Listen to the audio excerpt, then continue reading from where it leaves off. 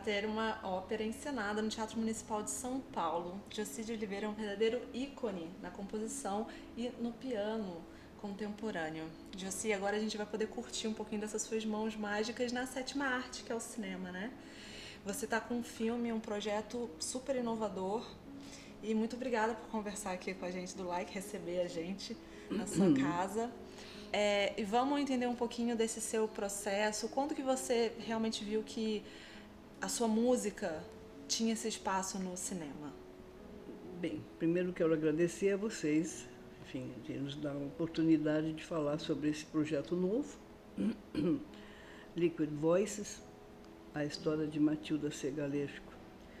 É algo completamente inusitado em qualquer parte, não só no Brasil, porque, veja bem, não é o registro de uma ópera em cinema, que se faz muito e que existem maravilhosas.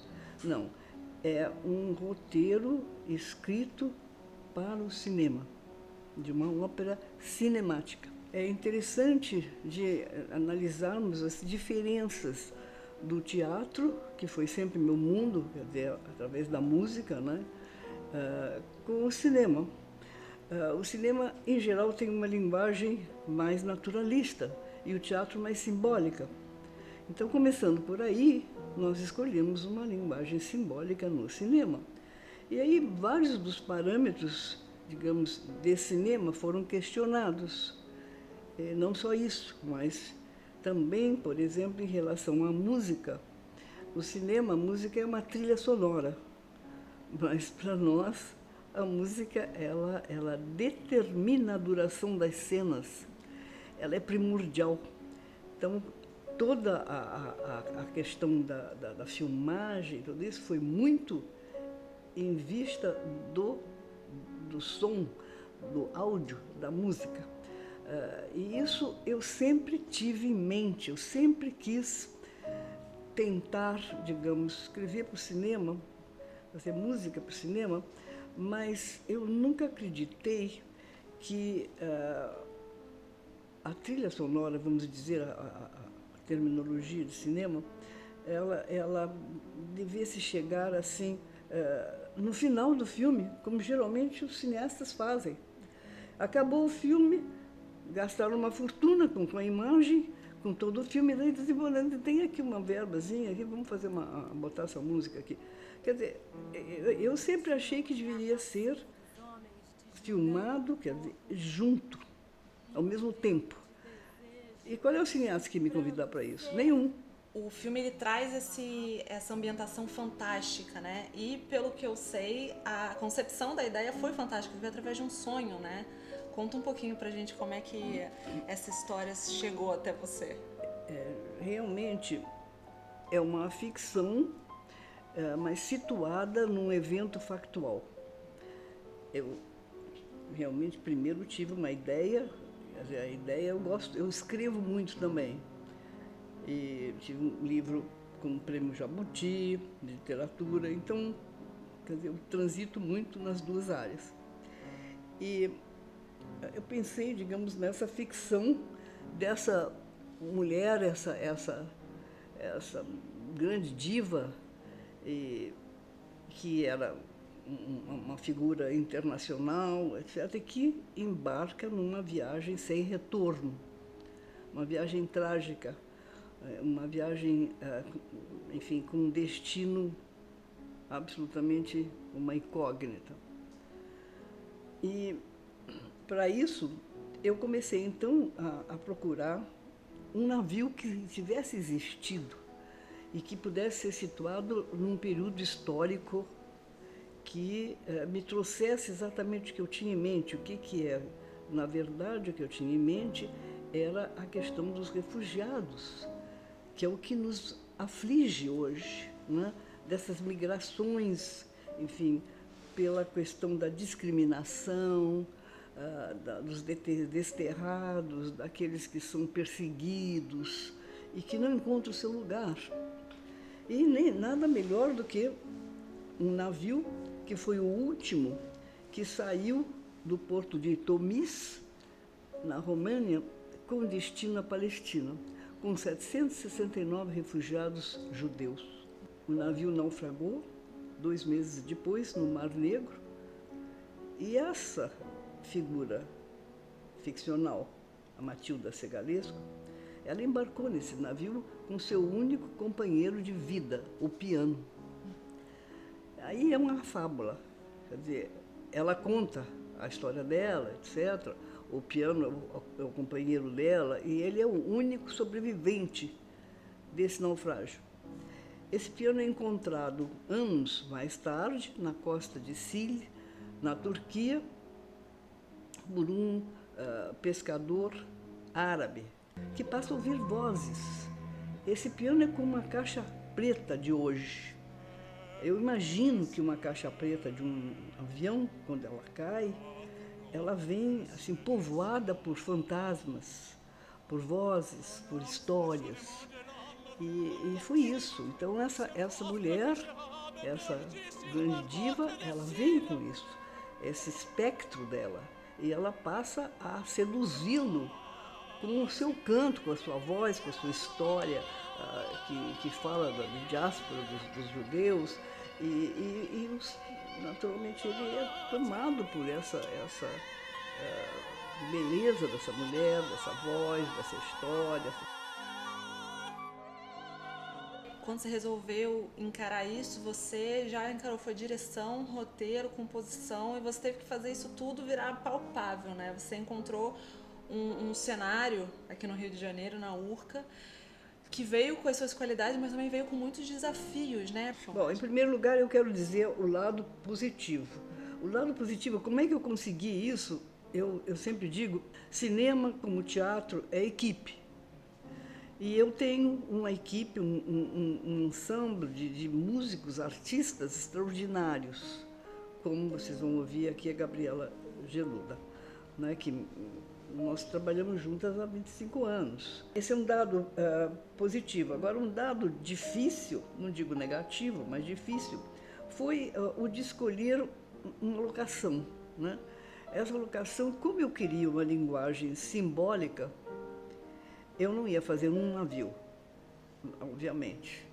E toda a história se passa num navio, né? Então eu escolhi o quê? Uma ruína, que representa a destruição.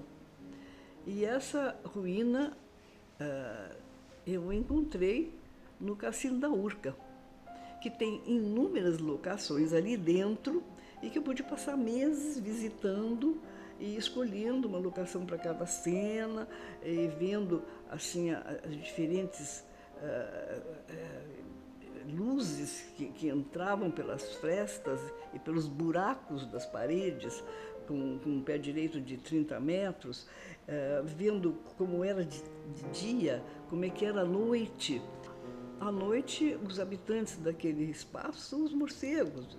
Então era muito inóspito, muito difícil. Nós tínhamos que trabalhar com máscara, mas não Gabriela e nem o tenor Luciano Botelho, que tinham que cantar e não podíamos usar máscara, claro. Então foram todas essas questões, né, e que depois foram trabalhadas e que eu acho, como muita gente acredita, que cinema não é só filmar. Filmar, às vezes, é o de menos. Quer dizer, é ter um olhar bom, mas é o de menos. É montar. Voltando um pouquinho do que você chegou a comentar, as questões que o filme aborda, questões universais, de refugiados. Não é à toa que o filme teve a oportunidade de passar pela Europa e foi muito bem visto na Europa, ganhou prêmios, enfim.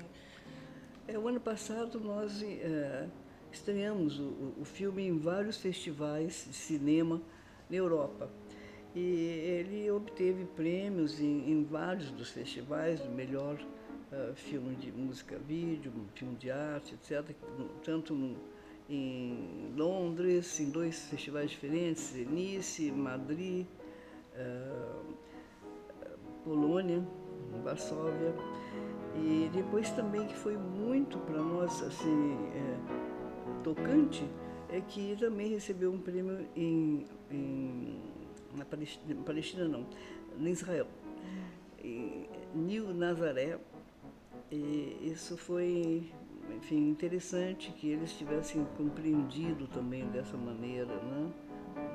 Uma ideia que é universal e que nós partimos desse destino, né, desse navio.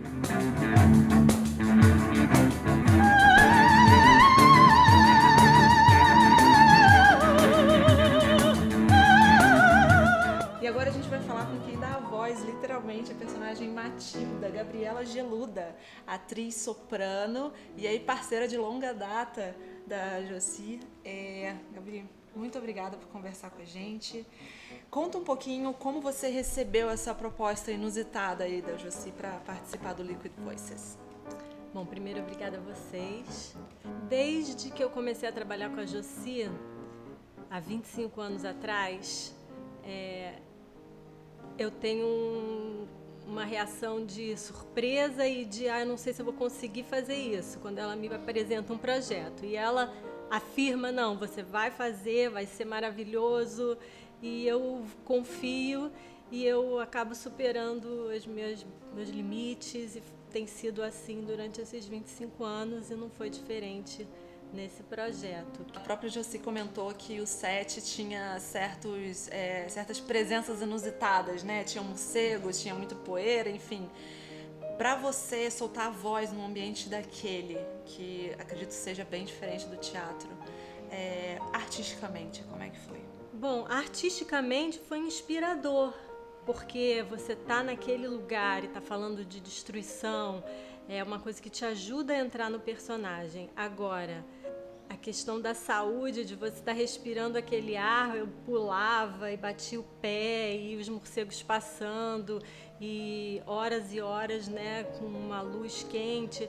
Enfim, aí tem vários desafios que realmente foram difíceis. Teve um dia que eu fui parar no hospital, depois de um dia inteiro, de uma noite de filmagem. Você, como público, qual você acha que é a principal importância de um filme como o Liquid Voices hoje em dia para o brasileiro assistir? Brasileiro e o mundo, né? Que o filme ainda vai rodar muito. Eu acho que tem muitas importâncias. Obviamente, essa questão cultural, árabes, judeus, esses conflitos, essa possibilidade de lidar com esse conflito de uma forma poética, de uma forma artística, de uma forma mais conciliatória. Esse atravessar de fronteiras de várias maneiras, não só, né, dessa questão árabe-judia, quanto ópera, cinema, música antiga, música contemporânea. Enfim, são muitas fronteiras que vão sendo atravessadas. Eu acho que a gente está num momento em que estão se construindo muros, em que um momento de radicalismos, e eu acho que é uma forma assim, muito poética, muito bonita de falar sobre isso, de tocar as pessoas sem talvez ativar uma resistência, né? Através de um encantamento, através da música, através de uma luz bonita, de um espaço mágico, entendeu? Misturando também o factual com a imaginação. Então, todos esses encontros, eu acho que são muito importantes. E você chegou a comentar, falando dessa parte de tocar, que para você algumas experiências lá fora foram bem importantes, né? Quando vocês estavam rodando com o filme na Europa. Na verdade, eu não fui com o filme.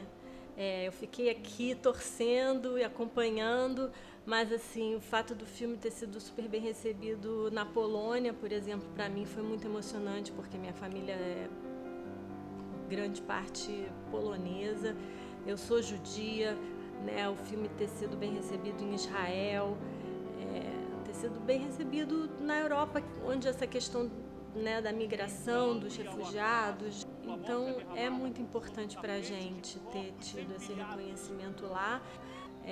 Tenham um contato com essa forma artística, com essa obra, e nos dê um retorno. Canal Like. A gente recomenda. E vocês curtem.